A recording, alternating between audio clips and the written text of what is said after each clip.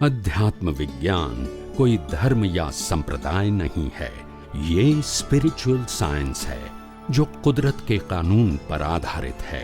ये विज्ञान पूरे ब्रह्मांड के सभी रहस्यों को उजागर करता है और जीवन के सभी पहलुओं को समझने के लिए एक नई दृष्टि देता है।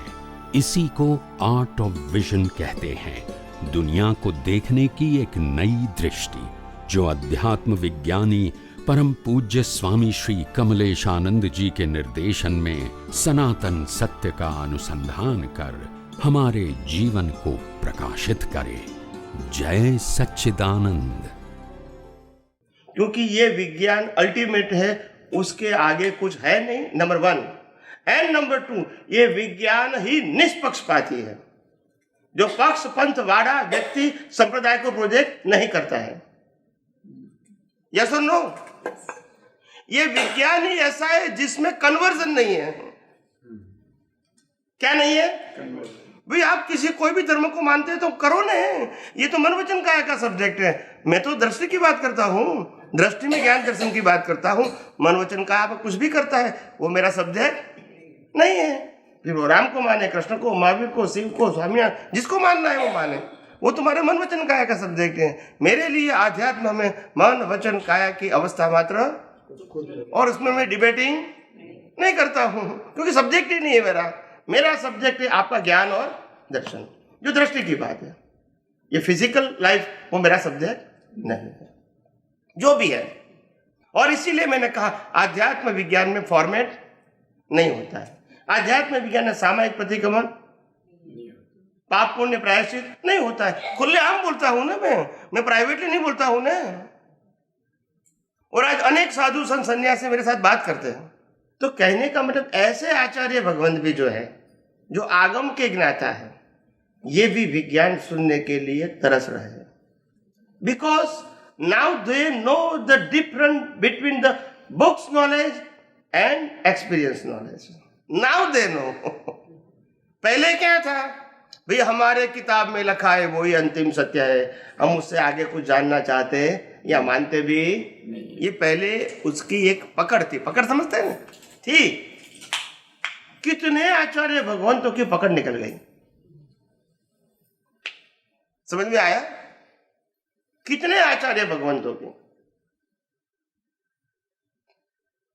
क्योंकि जब बात ही सैद्धांतिक नहीं है तो वो मुक्ति के लिए काम की बात, जब रिलेटिव सत्य की है, पाप पुण्य की है, और तुम कहे तो उससे मुक्ति मिलेगी, how principally it is possible? जब इसका गोल ही पुण्य है, तुम कहते हैं मुक्ति, कैसे मेल बैठेगा? मुक्ति का मतलब you destroy the all kind of ignorance from your vision. Because of the ignorance they create पाप एंड पुण्य। Yes or no? और पाप एंड पुण्य से आपको जन्म मरण होता है और चारे गति होती है। तो हमको ऐसा ज्ञान जानना चाहिए कि जिससे अज्ञान ही मिट जाए, जिससे पाप पुण्य ही नहीं बने। Yes or no? तो ये वितरागों का ज्ञान है, जिससे पाप पुण्य नहीं बने। आपको मालूम है जैन धर्म के अंदर साधुओं को पूजा नहीं होती है, करते हैं? साधु को पूजा नहीं होती है, साधु को आरती नहीं होती है, साधु को सामायिक नहीं होता है, प्रतिक्रमण होता है, सामायिक नहीं होता है। ये सब बातें आपको मालूम नहीं, क्या बताऊं? This are upper grade then the social व्यक्ति से उनका ग्रेड क्या है? अपर है। उनको ऐसा माना गया है शास्त्रों में कि उनका जीवन केवल आत्मा की अनुभूति के लिए या आत्मा की खोज के लिए ये माना गया है साधु अवस्था। तो इसीलिए साधु अवस्था में आपको पुण्य की जरूरत नहीं है, और इसीलिए आपको पूजा पाठ करना, आरती करना, जिससे पुण्य बनेगा, ये आपको जरूरी नहीं है। मगर हम तो कभी ऐसी बातें जानते नहीं, क्या करेंगे? दादा भगवान के पास भी ऐसे ऐसे लोग आते थे डिबेटिंग करने के लिए। फिर दादा भगवान कहते थे, तो तुम क्यों यहाँ आए हो? हराने के लिए आए हो? तो मैं पहले कह दूं मैं हार गया हूँ। ये हार जीत की बात नहीं है, अगर आपको सनातन सत्य जानना है तो मैं बताऊं, अगर आप जीतने के लिए आए तो मैं पहले बोल दूं मैं हार गया हूं, ताकि आपको संतोष हो जाए। It is not matter of competition. जब सच्चाई को समझना है तो कंपटीशन क्या है, और सच्चाई मेरी नहीं है, ये तो यूनिवर्सल ट्रूथ है। अगर मेरी होती तो आपको अच्छा नहीं लगेगा। जब सनातन सत्य है तो उसमें स्वीकारने में क्या तकलीफ है, इसमें मेरा तेरा है, ये बात है। और आप सबको तो, आप छोटे, आप वर्तुल में रहते हैं, वर्तुल में, इसीलिए आपको तो मालूम नहीं होता है। When we go in a public तभी आपको मालूम होता है कि नाम और नाम की माया कितनी बीच में आती है। The scientist they are never accepted the name of the persons and history of the person. They only know the universal truth, science and law of nature. They don't know who is the person and what is the life of the person. They have nothing interest to when you talk about the universal truth. Right or wrong? तुम बार बार बीच में रहोगे, नाम क्यों नहीं बोलते हो भाई, जरूरत क्या है? આપણે એમ સમજવાનું છે બધા મહાત્માઓ એમની ડેવલપમેન્ટ પ્રમાણે સાધુ છે, આચાર્ય છે, ઉપાધ્યાય ભગવાન છે ને અરિહંતી છે. પોસિબલ છે કે નહીં? માનવામાં क्या વાંધો છે? માનવાનો નહીં, આપણે માનવામાં क्या વાંધો રાખ્યો છે? માનવાનું નહીં. કોઈ કે હું તીર્થંકર છું તો આપણને શું વાંધો છે? એની અવસ્થા આપણને શું વાંધો હોય? આપણે એની અવસ્થા એ હોય ને, આપણી એની અવસ્થા શું છે એનું આપણે મેજરમેન્ટ કરવાની શું જરૂર? આપણે તો એના પ્રશ્નનું સોલ્યુશન આપવું, એને જે માનવું હોય તે માને. મારે શું કામ માનવાની જરૂર કે તમે આમ છો, એમાં હું શું કામ બોલું? તમે એમ કહો છો કે હું ભગવાન છું, હું બરાબર છું, હું શું કામ ના કહું? પણ આપણે જે પ્રાર્થના કરીએ છીએ, બોલો, સાધુ છું, હું ઉપાધ્યાય ભગવાન છું, હું આચાર્ય છું, એ બધું આપણે જાતે જ એમ્ફેસાઇઝ કરીએ છીએ. આપણે છીએ એવું નથી કહેતા, આપણે નમસ્કાર કરીએ છીએ. અરિયન ભગવાનને નમસ્કાર કરું છું, સિદ્ધ ભગવાનને નમસ્કાર કરું છું, આચાર્ય ભગવાનને નમસ્કાર કરું છું, ઉપાધ્યાયને નમસ્કાર કરું છું, સર્વ સાધુઓને નમસ્કાર કરું છું, નમસ્કાર કરું છું. હું સિમંદર સ્વામીને નમસ્કાર કરું છું, કૃષ્ણ ભગવાન નમસ્કાર કરું છું, હું છું એવું નથી કહેતા. ના, પણ આપણી સમજ પ્રમાણે આપણે જ આત્મા છે, રાઈટ?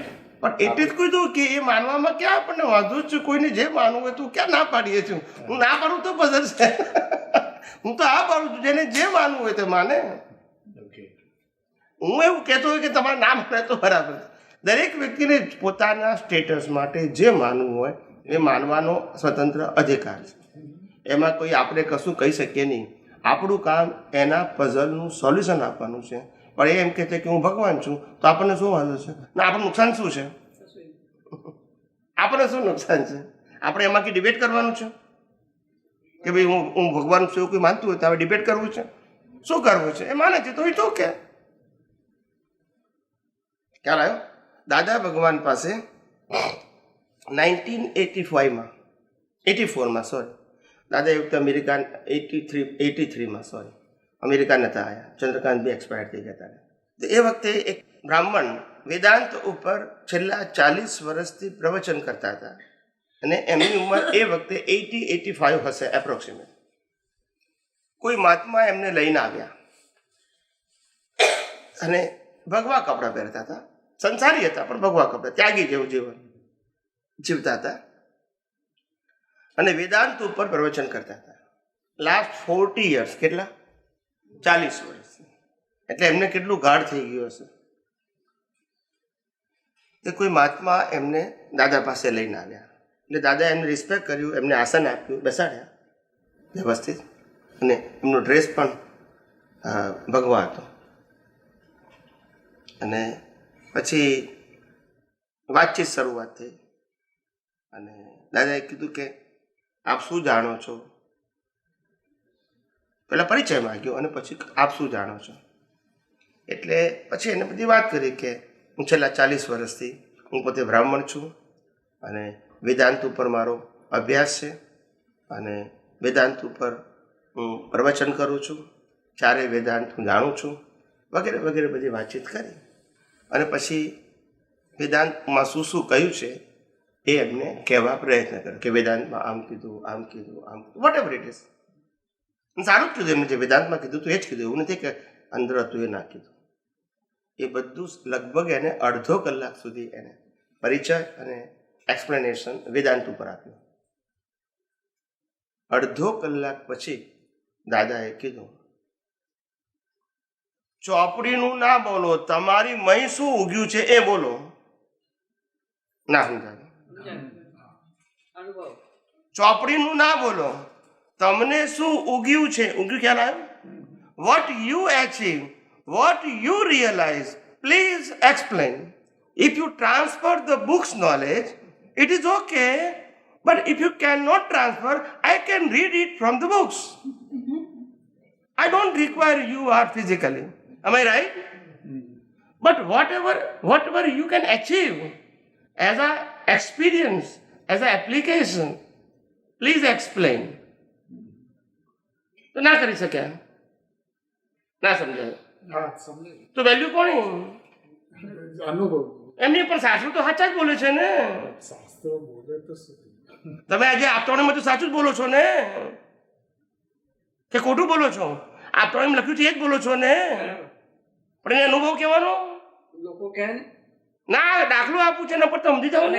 એટલે કહેવાનો મતલબ આવું છે, અનુભવી પુરુષની કિંમત છે, બુક્સ નોલેજની કિંમત પાપ પુણ્યના માર્ગમાં છે, મુક્તિના માર્ગમાં નથી. એટલે આટલું જ સમજવાનું છે. જ્ઞાની પુરુષ દાદા ભગવાન એ આ કળિયુગની અંદર એમની એટલી બધી મોટી, મારા માટે કહું છું, મને એમનાથી જે એચિવમેન્ટ થયું, આ વિજ્ઞાન ખુલ્લું થવા માટેનું રીઝન, સાયન્સ ઓપન થવાનું મૂળ રીઝન, કારણ કે જ્ઞાની પુરુષ દાદા ભગવાન નહોતા મળ્યા. જ્ઞાની પુરુષ દાદા ભગવાન નહોતા મળ્યા એ પહેલાંની વાત કરું છું. હું 8 વર્ષની ઉંમરે દીક્ષા લેવાનો હતો. ચુસ્ત જૈન ધર્મ મારો જન્મ, ચુસ્ત જૈન ધર્મ નહીં, ચુસ્ત. સો આઈ ફોલો એવરીથિંગ. 2015 સુધી મેં કંદમૂળ ખાધું નથી, ચુસ્ત કોઈ પ્રકારનું નહીં, અમારા ઘરમાં આવે નહીં. ને 2015 સુધી મારા મધર સાથે હતો. અમારા ઘેર રાત્રિ ભોજન ના હોય એટલે મારે પાડવાનું ના હોય. ઇટ્સ અ લો ખ્યાલ આવી ગયો. એટલે આઈ હેવ નો ઓપ્શન કે પાડવું કે ના પાડવું. ખ્યાલ આવી ગયો. ચોમાસાના 4 મહિના શાક લીલોતરી ના હોય એટલે પછી ઓપ્શન ના હોય કે ના હોય. આવું. ને 3 વર્ષની ઉંમરથી હું પાઠશાળા જતો, જૈન પાઠશાળા, અમારા ઘરથી નજીક જ હતી, લાઈક અ વોકિંગ. એટલે અમારું બેકગ્રાઉન્ડ, આ પ્રકૃતિનું બેકગ્રાઉન્ડ કહું છું. 8 વર્ષની ઉંમરે મેં મારા મધરને કીધું કે મને દીક્ષા લેવાનો ભાવ છે અને ગ્રેજ્યુએટ થઈ તમારા બંનેના આશીર્વાદ લઈ અને હું દીક્ષા લઈશ, એવું મધરને કહેલું, ફાધરને નહીં. ફાધર થોડા એક્સાઇટેડ હતા. એનીવે, એ તો બધું હોઈ શકે, આપણા હિસાબ છે ને. એમ કરતાં કરતાં 8 વર્ષે દીક્ષા લેવાનો ભાવ થયો. 9 વર્ષની ઉંમરથી આધ્યાત્મિક ગ્રંથો વાંચવાની શરૂઆત કરી. At the age of start from the 9 years. 9 વર્ષથી 16 વર્ષની ઉંમર સુધીમાં વિશ્વના 33 ધર્મના ગ્રંથોનો અભ્યાસ કરી ચૂકેલો. 33 રિલિજન નોટબુક્સ. એમાં વિશ્વના મોટા ભાગના ધર્મો, હા સમજ આ ગયા. 33 religion before I met Dada Bhagwan, before, not after. That is the background. ત્યાર પછી 16 साल की उम्र में मेरे को दादा भगवान की किताब मिली, आप्तवाणी 1. मेरे को किताब पढ़ने का इतना शौक था, इंटरेस्ट के साथ, कि वो आप्तवाणी भी मैंने 1 सिटिंग में पढ़ लिया. रात को 9 बजे शुरू किया, सुबह 4 बजे खत्म कर दिया और नेक्स्ट मैंने रिटर्न कर दिया. आज लेकर आया शाम को और कल शाम को वापस दे दिया. इतना इंटरेस्ट था मेरे को पढ़ाई में. ऐसी आध्यात्मिक किताब, सोशल नहीं. फिर दादा भगवान मिला ये बुक्स के बाद 6 महीने के अंदर. जिस दिन मेरे को ज्ञान दिया दादा भगवान ने, जिस दिन, सेम डे की बात करता हूं, अहमदाबाद में ही दिया. जिस दिन ज्ञान दिया उसी दिन रात को जब वो घर में बैठे हैं सबके साथ, 11-12 बजे तक बैठते थे अहमदाबाद में नॉर्मली. तो उस समय रात को हमारे जो सकल संघपति थे, केसी नरसिंह साहब बंबई में रहते थे, मगर वो अहमदाबाद आए थे। सकल संघपति इज द मेन प्रेसिडेंट। उनको रात को कहते हैं, जब मैं वहां बैठा था, और I am very small young, okay, I am like a teenagers, मैं टीनेजर्स था, और उस समय दादा भगवान ने उस सकल संघपति को कहा कि हमारे संघ के अंदर एक आचार्य कक्षा का लड़का आता है, ये हमारे संघ का सद्भाग्य है। दादा भगवान ने संघपति को कहा, फर्स्ट सेंटेंस, और सेकंड सेंटेंस क्या कहा, मैं जो ज्ञान दे रहा हूं वो रूट में लेकर आए हैं। क्या बताया? समझ में आया? ये दो सेंटेंस उन्होंने जिस दिन ज्ञान विधि दिया उस दिन सकल संघपति को कहा था, मेरे को नहीं कहा था। दादा भगवान ने, और वही दादा भगवान ने आफ्टर सम टाइम पास उन्होंने पब्लिक में बहुत बार कहा कि ये लड़का लास्ट 4 बर्थ से आचार्य होकर आया है। Last 4 birth, not only the last birth, ये आचार्य होकर आया है। और इसी के लिए उनके पास कैरेक्टर भी है, फिजिकल, और ज्ञान भी है। कभी ज्ञान होता है, कैरेक्टर तो पब्लिकली वो फेल हो जाता है। ज्ञान होता है, कैरेक्टर नहीं होता है, पब्लिक एक्सेप्ट। तो कैरेक्टर के साथ ज्ञान होता है तो आप पब्लिक फिगर बन सकते हैं। ज्ञान होता है, कैरेक्टर नहीं होता है तो पब्लिक फिगर नहीं बन सकते। ये दोनों लेकर आए हैं, ये दादा भगवान की बात है, आप समझे। और ये एक बार नहीं कहा, so many time and so many place in a public. तो कहने का मतलब ये है, इस प्रकार की व्यक्ति की जो ज्ञानी पुरुष खुद ही सबके सामने प्रशंसा करते हैं, इस व्यक्ति की अगर हम प्रत्यक्ष या परोक्ष निंदा करेंगे तो हमारा क्या होगा वो आप सोच लेना। प्रत्यक्ष या परोक्ष वो आपको सोचना है, वो मेरा सब्जेक्ट नहीं। समझ में आया? और इसलिए दादा भगवान के कहा हुआ बात जो कविराज ने पद में लिखी है, न आराधक बनो तो भले विराधक। अगर आपको समझ में नहीं आता है तो आराधना नहीं करो, मगर विराधना तो you no right to explain anything wrong to any person. You are not believe, it is okay, you are right. गलत कहने का अधिकार नहीं। नहीं पसंद है तो नहीं जाओ ना, कौन कहता है?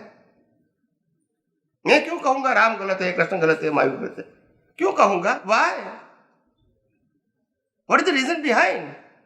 अभी उसके जो भी फॉलोअर्स है, जो भी गुरु वो गलत है, मैं क्यों कहूंगा? What is the reason behind? मैं अपने मार्ग में आगे नहीं बढ़ूं और कोई मना करता है?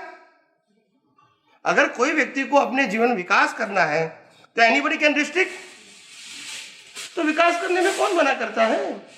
मगर निंदा करने से, अपोज करने से, नेगेटिव बात करने से कोई भी बेनिफिट करने वाले और सुनने वाले को हो सकता है, एनी एंगल हो सकता है। क्यों करेंगे हम? तो बात एथिक की है, प्रिंसिपल की है, मेरा तुम्हारा व्यू पॉइंट नहीं है। हर बात में मैंने अभी तक हर बात में मैंने सिद्धांत को प्रोजेक्ट करने का प्रयास किया।